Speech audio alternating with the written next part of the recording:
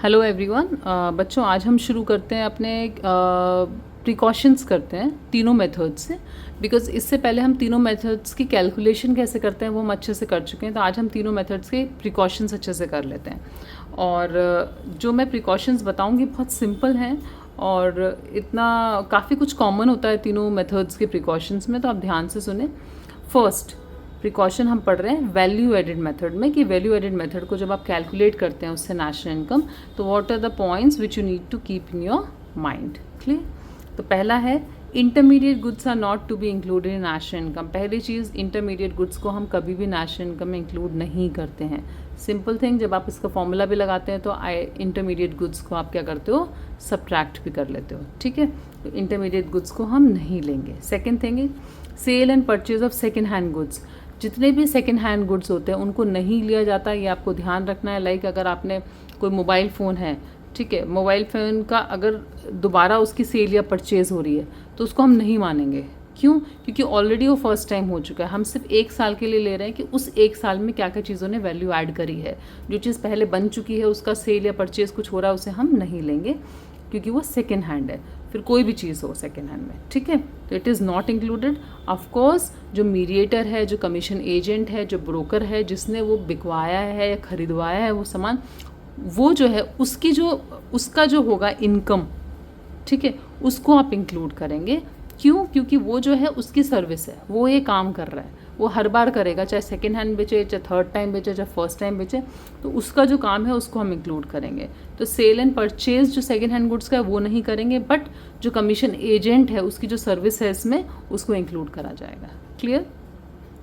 Production of services for self consumption. अगर किसी ने कोई सर्विसेज दी हैं, अपने ही घर में दी हैं सर्विसेज, लाइक आपके घर में आपकी मदर होती है, मदर आपको पढ़ा रही है या खाना बना रही है, गार्डनिंग कर रही है, कुछ भी कर रही है, तो आप उनकी वैल्यू को कैलकुलेट नहीं कर सकते मॉनेटरी टर्म में कि उन्होंने कितने की सर्विस आपको दी, कितनी आपकी हेल्प करी घर में वो, ठीक है। तो जिस चीज़ को हम कैलकुलेट नहीं कर पा रहे हैं तो उसको हम बोल देंगे इट इज़ नॉट इंक्लूडेड, ठीक है, क्योंकि उसको हम मॉनेटरी टर्म में नहीं कर पा रहे। लेकिन अगर जो सर्विसेज है उनको हम मॉनेटरी टर्म में कर पाएँ, जैसे गुड्स जो होते हैं, production of goods for self consumption, तो उसको हम इंक्लूड करेंगे, बिकॉज वो उसकी वैल्यू हम निकाल सकते हैं कि वो गुड्स जो हैं उनकी वैल्यू कितनी है। लाइक अगर कोई फार्मर है, वो गेहूँ उगाता है, गेहूँ मार्केट में बेचता है, बट वो थोड़ा सा कुछ अपने घर पे रख लेता है, तो हमें पता है कि जितना उसने घर में रखा है, 1 क्विंटल या कुछ भी अपने घर में रखा, कितना केजी में रखा, उसकी वैल्यू हमें मार्केट की पता है, तो हम ये मान सकते हैं कि वो जो है इंक्लूड होगा, बिकॉज वो करंट जो आउटपुट है हमारा इस साल का,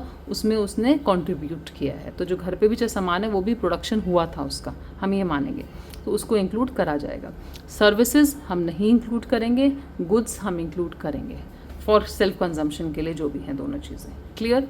then fifth point is imputed value of owner occupied house. अगर कोई ओनर है, अपने ही घर में रह रहा है, तो हम उस वैल्यू को भी इंक्लूड करेंगे, बिकॉज ओनर जो है ये मानते हैं कि अगर वो रेंट पे भी कहीं रहता तो भी तो उसको पे करना पड़ता ना, तो जो वैल्यू रेंट की अगर वो इस घर की देता तो उसको हमने मान लेते हैं इट विल बी इंक्लूडेड, इसको इम्प्यूटेड वैल्यू बोल देते हैं, ठीक है। Then change in stock of goods. Goods का जो स्टॉक आपने ऐड हुआ, closing minus opening, that change in stock is added.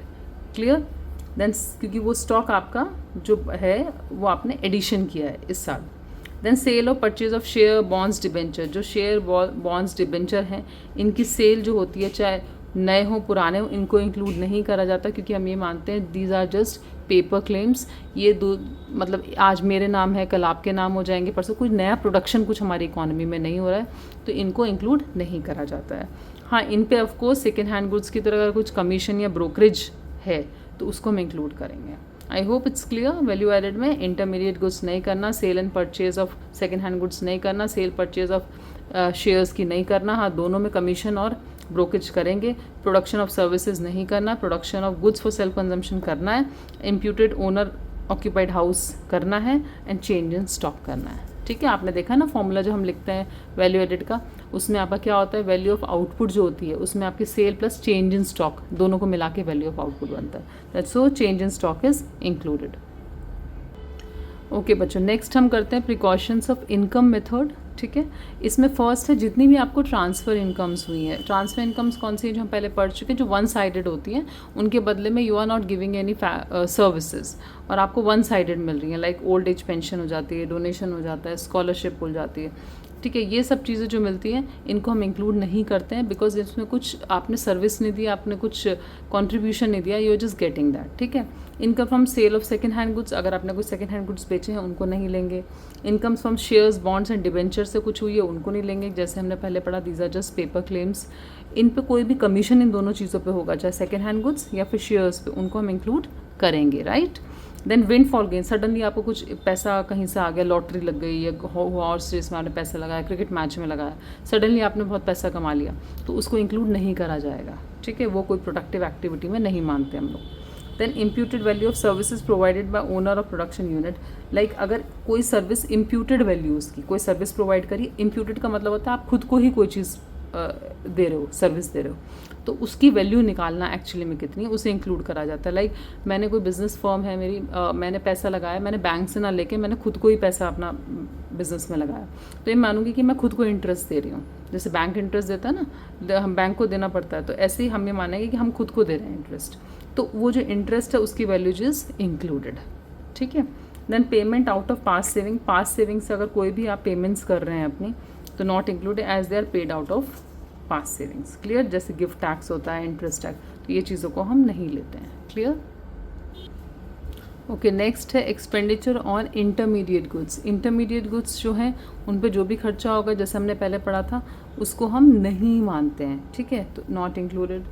Transfer payments, अगर कोई आपने वन साइडेड पेमेंट्स कर रही हैं और उसके बदले आपको कोई सर्विस नहीं मिली है, तो आपको इसको भी इंक्लूड नहीं करेंगे। सेकेंड हैंड गुड्स अगर आपने कोई ख़रीदे हैं उनको नहीं माना जाएगा। ये सब चीज़ें हम एक्सपेंडिचर के पॉइंट ऑफ व्यू से बोल रहे हैं, इससे पहले हम इनकम के पॉइंट ऑफ व्यू से थी, ठीक है। अगर आपने सेकेंड हैंड गुड्स खरीदे हैं नहीं माना जाएगा, आपने कोई शेयर, बॉन्ड्स, डिबेंचर खरीदे वो भी नहीं माना जाएगा, जैसे हमने पढ़ा सेकेंड हैंड गुड्स, उनके लिए कोई खर्चा किया आपने, हाँ उन पर अगर आपने कोई कमीशन पेमेंट ऐसी कुछ करी है, कमीशन या ब्रोकरेज दिया, वो माना जाएगा, बिकॉज वो इंसान की इनकम है जिसने खरीदा है। Expenditure on own account production, अगर आपने कोई खुद के ही प्रोडक्शन पे खर्चा किया, कुछ प्रोडक्शन ऑफ सेल्फ कंजम्पशन पे खर्चा किया, उसे माना जाएगा, बिकॉज हमने उसकी वैल्यू भी इंक्लूड करी थी ना अपनी, कि जो अगर वो खुद कुछ खुशी कंज्यूम कर रहा है तो उस पर अगर कुछ खर्चा भी है तो उसे हम इंक्लूड करेंगे। तो free services from general government and private non profit organisation जो करते हैं, जो हाउस होल्ड के लिए खर्चा करते हैं, कुछ सामान खरीदते हैं और हाउस होल्ड्स को पे करते हैं, तो वो भी मानते हैं कि वो इकोनॉमी के अंदर ही हमारा खर्च हो रहा है। अगर वो नहीं करते तो हाउस होल्ड्स खुद करते फिर उसको, तो they are to be included. तो नॉन प्रॉफिट ऑर्गेनाइजेशन अगर कुछ भी खर्चा कर रही हैं और हाउस होल्ड्स को सर्व कर रही हैं, हेल्प कर रही हैं, तो उसको हम इंक्लूड करेंगे। आई होप ये बहुत सिंपल है पॉइंट्स, और काफ़ी कुछ कॉमन भी हैं, तो ईजिली आप कर सकते हैं। तो these are precautions of value added income and expenditure method. Next अब हम आपका जीडीपी एंड वेलफेयर करेंगे। आई होप आपको अब तक समझ में आ रहा है, और please share my videos with your friends. और अगर आपको लगता है कि कुछ और टॉपिक है जो मिस हो गया है या आप चाहते हैं उसके लिए अलग से वीडियो बनाऊँ, तो प्लीज़ कमेंट करें। और एक में आप मुझे बताएं, इफ़ यू वांट न्यूमेरिकल्स के लिए एक प्रॉपर वीडियो जिसमें हर तरह के न्यूमेरिकल्स और कराने हैं, तो I will definitely make that video. Thank you.